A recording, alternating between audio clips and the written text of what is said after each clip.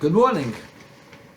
About 2,500 years ago, the rabbis, looking at life and seeing that there was a tremendous amount of immorality, a tremendous amount of corruption, theft, violence, and seeing that at the root of that was the Yetzer Hara, the evil inclination of the person.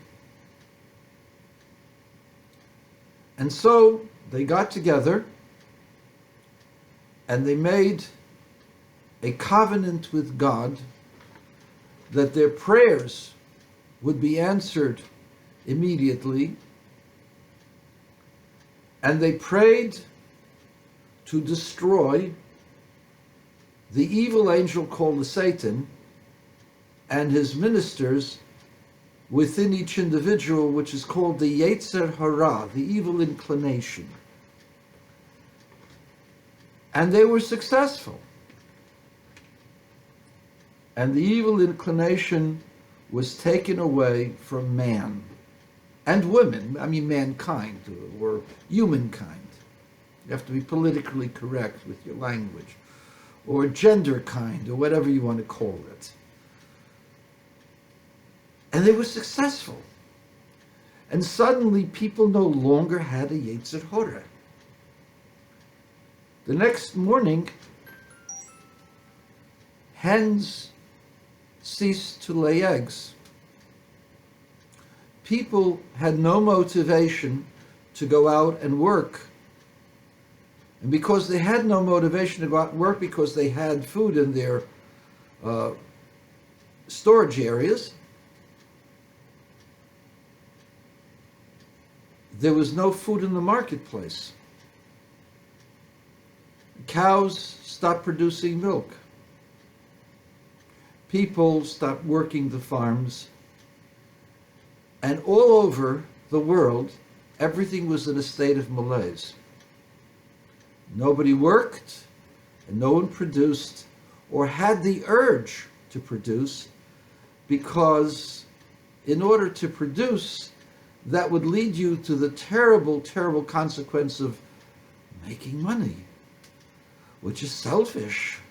And you have no Yetzer Hara, you have no evil inclination for selfishness, and so no one had the motivation to get up and do anything. Businesses stopped, commerce stopped, agriculture stopped, everything stopped. There was no motivation that people or animals or insects had. Everybody was lazy, just sitting around doing nothing. Even the mosquitoes stopped biting.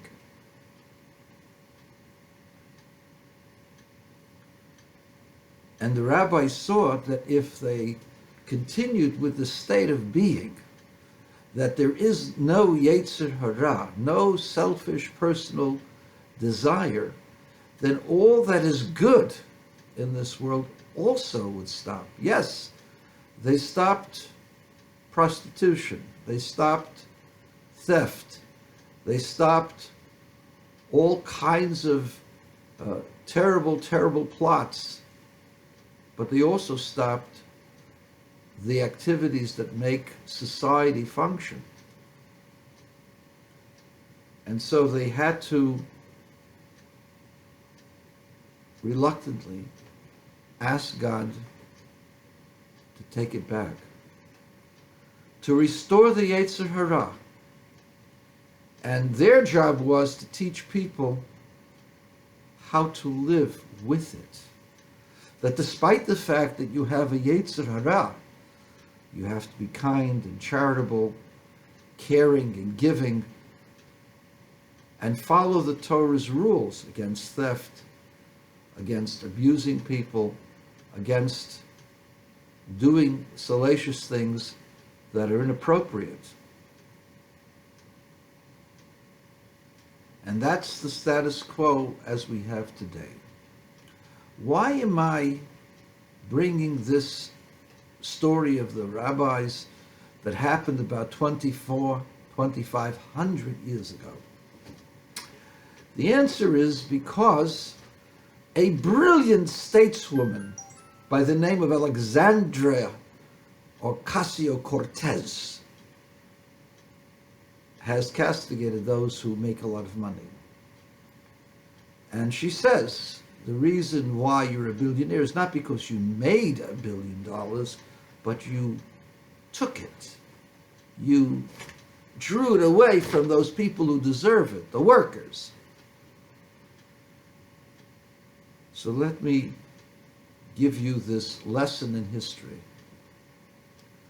All the nations that have nationalized the industry, their industries have failed.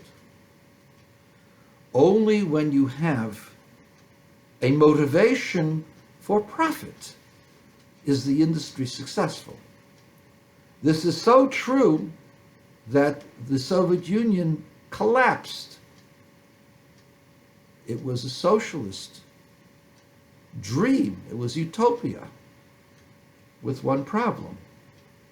People on top sucked everything out, and the other part of it was, if there is no personal motivation for profit,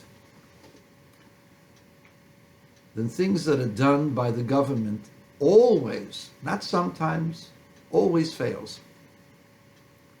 Somehow or other, a person looking for profit tries to get the best possible product at the cheapest possible price out to the market and tries to sell it to people so they can make, those terrible profits.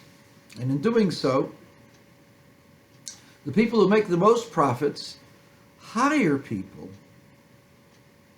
and they give them jobs. And those people live well and they hire other people, and it causes other industries to expand.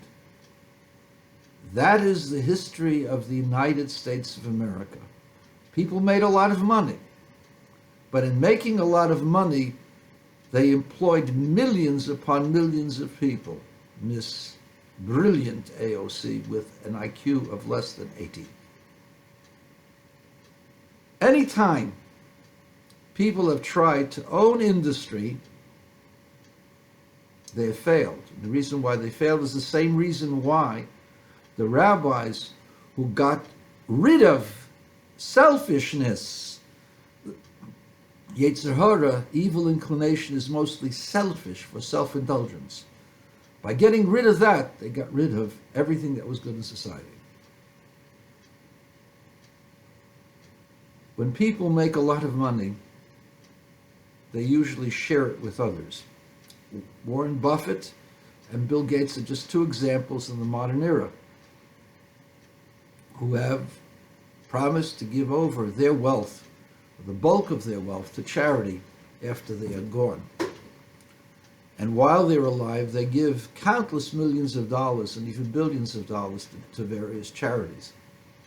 Those charities would not be able to do what they did if they counted on individuals or they counted on government, because government is bloated, government is inefficient, government never gets the job done.